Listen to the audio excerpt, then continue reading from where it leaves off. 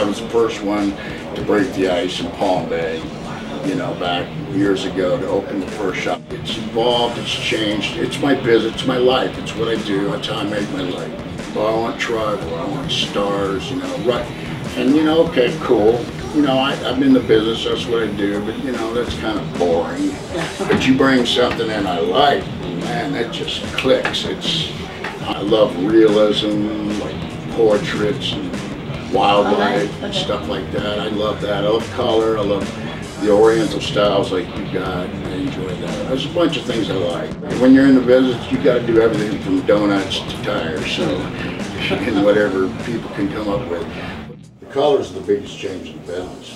I mean, everything pretty much is exactly the same as it always has been through the years, but except the needles are a lot better. We use single-use needles and they're in blister packs, so they're all sterilized.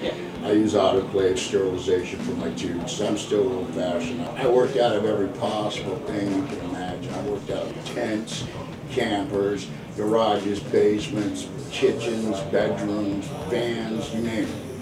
I finally had the chance to open a shop, and I did. And you're unlimited. It's being an artist, a true artist. I'm very fortunate.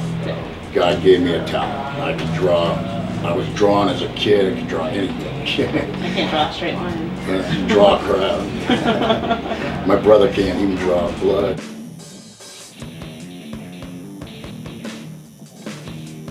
As I've been doing it, it's like you polish. It's like you never learn everything. If you think you know it all, you're a fool. And you know, I've searched for years, and I finally found colors. I buy some from certain companies and certain other colors from other companies, and I found the ones that I like that work for me.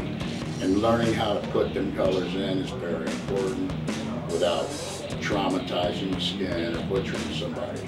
Because when your tattoo's healed, you should be able to rub it and not even feel it. Million stories. I've seen thousands of interesting and very uninteresting people. Then I had, I got another one.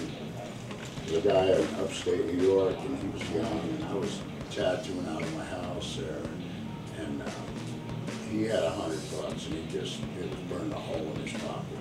He came to me, and he goes, man, I want to get this tattoo. And I said, what do you want? He goes, well, I want like 2 hands ripping a head in half. And I'm going, oh man. I said, come on. I said, you're 18 years old. I said, you don't want that. That's crazy. You know, I said, look, take your money, go, give it a couple weeks, and come back to me. We'll see what we got. He goes, I got it. I'm like, what do you got? He goes, okay, I want 2 bats chewing on a piece of meat. And I was like, what? I said, take another couple weeks. He comes back again. This time I need the money. Boy, I'm thinking in my head, what's he gonna come up with this time? So he says, I want a brain sitting in a puddle of blood. I go, sit down, let's do it.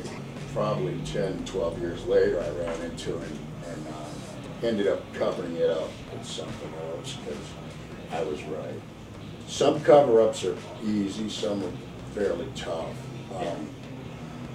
Being a freehand artist, being able to hand draw, it makes it sometimes a little bit easier because a lot of times I can use like the old lines, depending on how dark it is also. Sometimes some are real dark, and some are kind of lighter and faded, and I can, you pick something. The old days they used to take, like for example, an 8. If you're good enough and you can use your brain, you can find something with a lot of detail. For example, I do a lot of flower designs, which cover up old designs. Everybody's a little different. Some are heavier handed. I've been told by many that I have a light touch. It's an open wound, a decorative scar. And I tell people the most important thing is lots of soap and water. The more soap and water, the better. You cannot overwash it. The more you wash it, the faster it heals. So I tell people, look, leave it dry when you go to bed. And in a place where you tend to stretch or bend more, like on your ankle, around the elbow, the wrist area, these places are always twisting and pulling and skin stretching. Those areas you really want to keep moisturized more so. And usually takes about a week, and it's usually healed up. It goes through a stage where it looks a little dull, and it starts peeling as if a sunburn would. But as it does, I tell you, don't pick at it. just let it come off naturally. And then, you know, a lot of times you may need a touch-up. Combination could be anything, but that's the way it is. It's like concrete. You pour concrete, you know it's going to crack. But that's just it. If you need a touch-up, so what? You're going to wear it for the rest of your life? I don't care who you are. Do your homework. Ask a lot of questions. Look and see what they've done. And if you feel comfortable and you got a good rapport with the artist, then you're going to do okay. You know, it usually works out really well. And so when I do it as if I want it on myself. I'm going to make sure I put my heart and soul into it, because that's my reputation out there walking around. If I do right by you, you're going to do right by me. People are going to know. That's how I build my business.